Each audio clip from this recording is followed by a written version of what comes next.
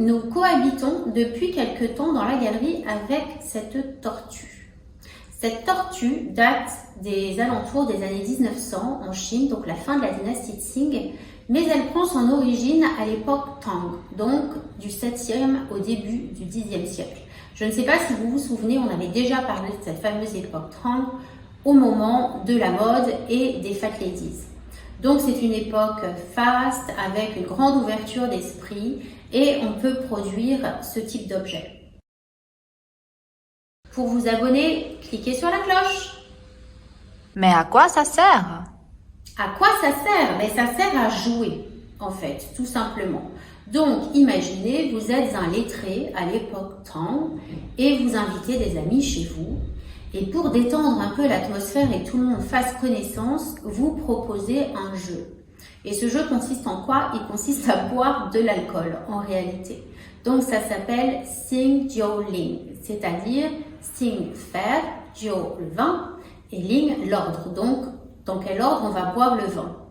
Alors, comment ça fonctionne? À l'intérieur de ce cylindre étaient cachés des pions en forme de languettes. Et sur ces languettes, découpées en deux parties, finalement, il y avait dans la partie supérieure une pensée de Confucius et dans la partie inférieure, l'ordre, en fait, c'est-à-dire qui devait boire le vin, quelle quantité de vin et avec qui.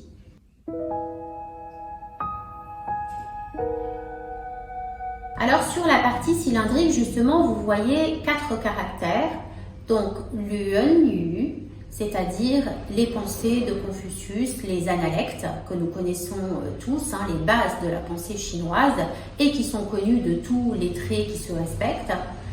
Et ensuite, Yu Zhu, c'est-à-dire bougie blanche, puisque cette partie rappelle tout simplement une bougie. Voilà. La tortue occupe une place importante dans la cosmogonie chinoise. En effet, son ventre de forme carrée s'inscrit dans le cercle de sa carapace qui n'est autre que le monde. Et au-delà du cercle, c'est le monde céleste. La tortue relie donc le ciel et la terre. Dans le culte des ancêtres, les Chinois croyaient pouvoir établir une communication avec le monde des morts en pratiquant la scapulomancie, c'est-à-dire la divination en examinant des os d'animaux et des carapaces de tortues. La plupart du temps, on chauffait un objet que l'on insérait dans la carapace et cela engendrait des craquelures. Et ces craquelures étaient interprétées comme des réponses. Ensuite, elles étaient communiquées à un collège divinatoire qui les interprétait. Ces craquelures ont donné naissance aux quelques 4000 idéogrammes de l'écriture chinoise. Cette pratique a duré du 4e millénaire avant Jésus-Christ jusqu'à la fin de la dynastie Han, c'est-à-dire au début du IIIe siècle. Ces divinations sont commentées par écrit à partir de l'époque Shang. Alors, quelles questions étaient posées? Bien souvent, il s'agissait de récoltes, de rituels, mais aussi de questions liées à la famille royale, sur les mariages, les naissances ou les décès. En Chine, la tortue est un peu partout. Il n'est pas rare d'en voir une dans un temple, et le 6e fils du dragon, Piexie, a une carapace de tortue sur le dos, sur lequel il porte une stèle.